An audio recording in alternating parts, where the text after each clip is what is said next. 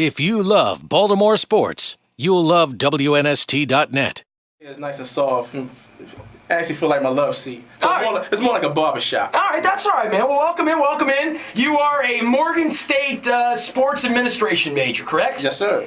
All right, so sports administration, so you know a lot about sports. Yes, I do. So tell me what you're going to do when you grow up, and tell me why you applied for this. We've had, just for the record, we have 53 people that applied for the position. 20 of them have not returned my emails. About 5 have bowed out. So we're at like 28 competitors in this competition right now. So that's pretty much where we are. So just some thoughts about doing this. You sent over a cool resume. Everybody did. I mean, everybody wrote good letters and doing their thing. And you write some pieces. You sent me a piece on Todd Bozeman you wrote, right? Yes, sir. Oh, yeah. That was fantastic. I tried to get the administration to try to set something up, to interview them and everything, but things didn't go as well. But there were some things that from the stories that was put out that wasn't touched on. So I said I wanted to focus on a particular issue that needed to be talked about, and so that's what I did. He responded back and said he appreciated it, he liked it. So he just waiting to see what the outcomes. Good year for Morgan this year, right? Yep. A lot of fun. Did you go down? Did you go to the tournament game or no? No, not at all. I was in the house. All right. Yeah, I was at home. It was a little rough. I mean, the backflip there in the second half. That was a little rough, man. That was rough, but it didn't look like it was intentional.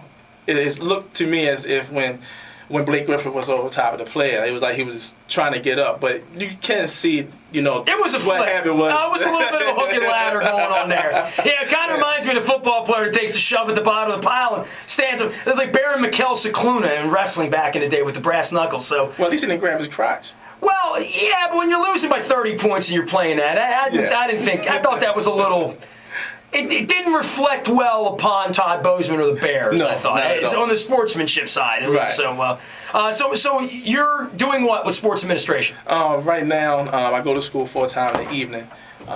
Right now, also, I'm studying for physical education while I'm there. I go to school at night, work, full-time during the day. But for us, with writing-wise, I cover the Washington Wizards. I'm there pretty much, most of the time. I talk to the players, talk to the coaches, and the opposing team. So, and I love it. I enjoy that. Write for the DCMetrosports.com. Do some work for the Washington Foreman, which is a weekly newspaper in Washington, D.C. And also, I do some sports stuff for digitalsports.com. I did a lot of high school football this past season, but not a lot of high school basketball. What football teams you cover? I covered Emerson. I covered City. I did 2 Dunbar games. Also, I did Sparrows Point. I did Milford Mill. I did Chesapeake. Just to name a few. Nice. So this is a career goal for you to be able to do this. Oh yeah, this is my passion. This is my first passion was to play, but unfortunately things didn't work out for us in the home situation. But I had the opportunity to meet someone at my church, was a bishop. The church was doing radio on the AM station, and he gave me some advice and someone who I could talk to possibly walk into that career. And I took the advice of Mr. Forrest Goodwin in D.C., and I did my own blog, and I was wondering if anybody was actually going to read it, and then come to find out that a D.C. writer noticed me and put me into D.C. Metro Sports, where I met a man named Wendell Stevens, and since then I would start covering some George Washington Mason. George Washington Colonials, and then made my way to the Washington Wizards, and I've been there ever since.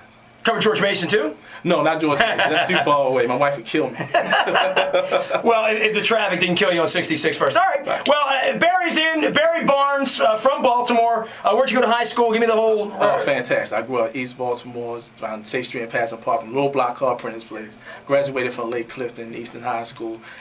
State champs, third, public school to win, the title and go undefeated. What year Lake Clifton? 93. 93, back in the day. So, trying to think of, man, I remember I covered Lake Clifton and Dunbar back in the 80s. Oh, okay. The big man at that time when I was there was Kevin Nars. Everybody know him. Oh, sure. Absolutely. And his cousin Shanta Rogers, who's still playing professionally over in France right now. He's doing very well over there. I'm trying to think of the name of the kid that played for Lake Clifton when I was there. Lucas. Ron Lucas. Went to Kansas State. Kansas State, right. There you go. No, exactly. I don't know anything about sports, though. I mean, I'm just pulling that out of my backside. But well, look, man, we'll get you going. Barry's in. I'm going to give you 5 minutes on the clock. Okay. It is, I guess the day that was Friday, April the 10th, and. If you love Baltimore sports, you'll love WNST.net.